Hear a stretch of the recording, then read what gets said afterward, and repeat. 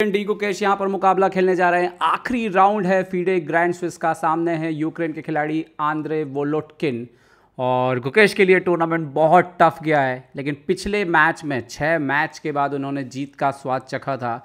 और देखना ये होगा कि क्या टूर्नामेंट का अंत जो है वो आज जीत के साथ करेंगे, क्योंकि कहा यह जाता है कि टूर्नामेंट कैसा भी गया हो, अगर आखिरी राउंड आप जीत के जाओ घर तो आपको कहीं ना कहीं एक सुकून रहता है। और वहीं टूर्नामेंट अच्छा भी गया हो और आखिरी राउंड अगर आप हारो तो वो हार जो है वो आपको चुभती है।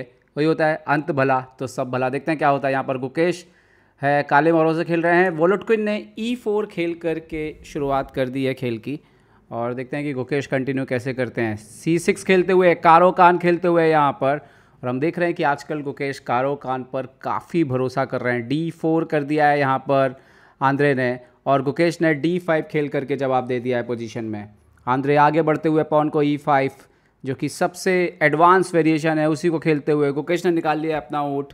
इससे पहले कि अपना जो स्ट्रक्चर है हम क्लोज करें, नाइट F3 पर आता हुआ। और यहाँ पर E6 आप कह सकते हो कि बिल्कुल फ्रेंच जैसी स्थिति है, लेकिन बिशप जो है वो ऑलरेडी बाहर है। यहाँ पर बिशप आता हुआ E2 पर, और गुकेश ने यहाँ पर खेला है A5 क्वीन साइड से स्पेस लेते हुए, और A4 खेल दिया है यहाँ पर आंद्रे ने। और नाउ गुकेश यहाँ पर F6 से पोजीशन को इमीडिएटली ब्रेक देते हुए, कैसल करते हुए यहाँ पर आंद्रे, और एक प्रकार से अवॉइड करते हुए जो ब्लैक कर रहा है। लेकिन नाइट BD7 आता हुआ, E5 पर प्रेशर जो है वो बढ़ता हुआ है यहाँ पर।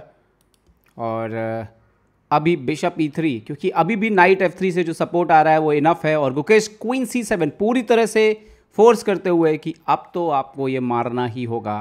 लेकिन यहाँ पर आंद्रे कहते हुए कि नहीं, मैं वहाँ पर एक और सपोर्ट इंक्रीज़ करूँगा बिशप F4 से और नहीं मारूंगा। फाइनली गुकेश यहाँ पर कैप्चर करते हुए pawn into E5, night into E5। और आइडिया ये है कि वो पॉन के हटने से अब बिशप अब बीच में ला सकते हैं, तो बिशप D6 आता हुआ। और गुकेश का डेवलपमेंट जो है वो अब लगातार जारी है। यहाँ पर आंद्रे ने खेला है बिशप यहाँ पर G4, अपने क्वीन को गेम में लाना चाहते हैं। और गुकेश ने लॉन्ग कैसल कर लिया। उन्होंने बोला ठीक है, मैं किंग साइड कैसल ही नहीं कर रहा हूँ। तो ये एक इंटरेस्टिंग पोजीशन जहाँ पर गुकेश एंटर होते हुए पॉन इंटू F5 यहाँ पे मार दिया है। Bishop into F5 sorry, exchange करते हुए अपने लाइट कलर का bishop, bishop E into F5। और इसके साथ ही E पे कोई अब बैकवर्ड पॉन भी नहीं रह गई, रुक E1। और मेरे ख्याल से नेचुरल नाइट F6 बाहर आता हुआ। और गुकेश के पास इन फ्यूचर ज़रूरत पड़ने पर E4 पर एक अच्छा स्क्वायर भी है, नाइट D2 यहाँ पर। तो दोनों साइड से मोहरे पूरे बाहर आ चुके हैं। नाइट सीधा जंप करते हुए गुकेश E4 पर इमीडिएटली तैयार है, या तो ट्रेड करिए या अपने घोड़े को हटाइए। Night F3। अब यहाँ पर देखने वाली बात यह है कि कैसल अपोजिट साइड हुआ है, इसका मतलब साफ है। ओह बिल्कुल, मतलब साफ है, मतलब दिखाते हुए रुक G8, G5 आने के लिए तैयारी। बट यहाँ पर नाइट D7 एक्सचेंज करते हुए वोलोटकिन। और देखते हैं, गुकेश ने पहले बिशप मारा, उन्होंने बोला नहीं, नाइट को पहले नहीं मारेंगे हम।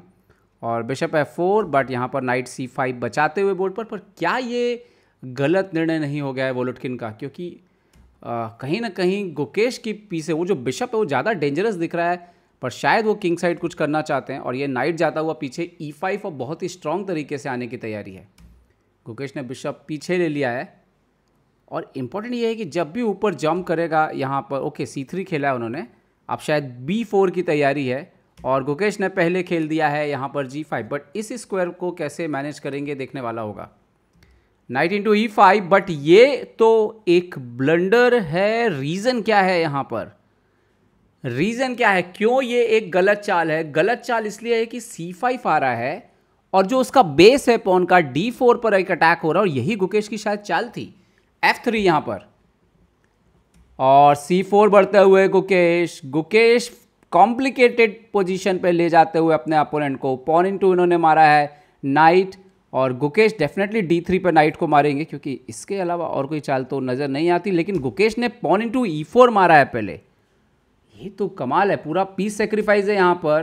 क्वीन H5, और गुकेश ने यहाँ पर नाइट मार दिया। यहाँ पर दिक्कत ये थी इस पोजीशन में कि अगर आप नाइट को कहाँ लेके जाएंगे, नाइट को आप पीछे की तरफ हटाते हैं यहाँ पर, तो बिशप इंटू E5 आ रहा था क्योंकि ये पिन था, और यही हुआ। खैर गेम में आगे बढ़ते हैं। यहाँ पर पोजीशन में क्या क्या हो रहा है, क्वीन C6 हुआ, तो नाइट को F2 पे खींचा है उन्होंने, और गुकेश के पास प्यादों का जैसे तूफान आ चुका है ऐसा लग रहा है। यहाँ पर देखिए और आगे बढ़ते हुए E3 पर घोड़े को वापस लाए हैं, यहाँ पर D3 पर, बट ऐसा लग रहा है ओ क्वीन E4 की एंट्री। ये गेम तो गुकेश ने पूरी तरह से अपने नियंत्रण में ले लिया, कोई फ़र्क नहीं पड़ रहा उनको पोजीशन पे।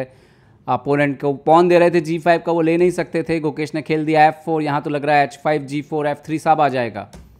बहुत देर कर दी मेहरबा आते आते। B4 बहुत देर से आया है यहाँ पर वोलोटकिन का, पॉन इनटू B4 और A5 कोशिश कर रहे हैं ओपन करने की, लेकिन मुझे लग रहा है कि गुकेश का अटैक उससे पहले आ जाएगा। किंग B8 बहुत अच्छी चाल, ताकि अगर A6 आए और A6 आया तो आप B6 बढ़ पाओ, और B6 पे अपोनेंट अगर A7 करे भी तो आपके पास किंग A8 हो। और यही है जिसको कहते हैं कई बार कि आप शेल्टर बना देते हो अपोनेंट के ही चीज़ों से। यहाँ पर उन्होंने नाइट से मारा, मेरे ख्याल से एक्सचेंज भी कर देंगे। यस, बिशप इंटू नाइट, और अब इसके बाद तो D4 भी मर रहा है। और गुकेश को यहाँ पर आप देखेंगे कि ये खुद पॉन जो वाइट का है ये शेल्टर देगा। अभी ये जो दोनों पॉन हैं यही गुकेश के खिलाफ आक्रमण में शेल्टर बन जाएंगे। यहाँ पर रुक आते हुए ऊपर D4 पर वोलोटकिन एक्सचेंज करना चाहते हैं, लेकिन अब तो बहुत देर हो गई मुझे लग रहा है, क्योंकि पोजीशन पूरी तरह से गुकेश के नियंत्रण में। गुकेश के प्यादे बहुत ज़्यादा आगे आ चुके हैं। गुकेश ने खेला है रुक E7 पहले, बोले ठीक है आप मार लीजिए, आपको मारना है, रुक एक्सचेंज करिए। और शायद किंग के डिफेंस को ध्यान में रख रहे हैं कि कोई गड़बड़ ना हो कहीं से। B5 खेला है यहाँ पर वोलोटकिन ने। टाइम नहीं है उनके पास, 39 सेकेंड्स हैं, टाइम बहुत कम है उनके पास, और ये भी एक कारण है। गुकेश के पास 5 मिनट हैं और यहाँ पर दबाव में वोलोटकिन 40 चालें करनी है। यहाँ पर 5 चालें अभी भी बाकी हैं, इसके बाद भी 6 चालें बाकी हैं। किंग A7 रुक इंटू रुक, क्वीन इंटू रुक मार दिया यहाँ पर गुकेश ने, और वोलोटकिन ने इमीडिएटली रुक से क्वीन पर अटैक किया है। जल्दी से चालें चल रहे हैं। गुकेश ने खेल दिया क्वीन C5। अब रुक अंदर आ नहीं सकता, और आपके पॉन खुद गुकेश के शेल्टर बने हुए हैं। देखते हैं कि आगे फिनिश कैसे करेंगे Gukesh. H5 beautiful move, queen से आप मार नहीं सकते क्योंकि डिस्कवर अटैक आ रहा है। किंग से हटना पड़ा, और अब ऐसे में G4 का आना तय है। G4 आ चुका है बोर्ड पर, और ये पोजीशन तो अब राजा भी एक्सपोज हो चुका है। क्वीन अभी भी हट नहीं सकता, रुक F1 लेकर के आए हैं, और गुकेश क्वीन D4 जाते हुए। देखते हैं फिनिश कैसे होगा यहाँ पर, फिनिश कैसे होगा। क्वीन D2 की तैयारी थी, रुक D1 वापस आए हैं।